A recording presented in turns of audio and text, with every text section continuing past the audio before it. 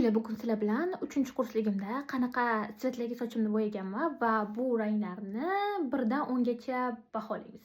Qarib bo'lgan eng qizig'i skrit окрашивание eksperimentini mustaqil o'zim qilib ko'rganman, ishonasizlarmi?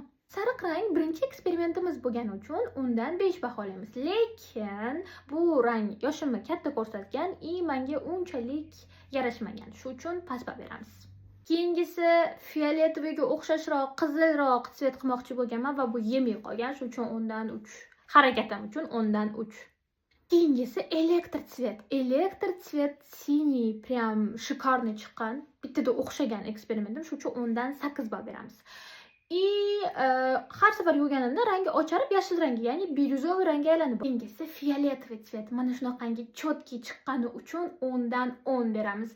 Prям fioletoviy o'sha vaqtlarda meni prям yaxshi ko'rgan rangim bo'lgani uchun o'ndan 10.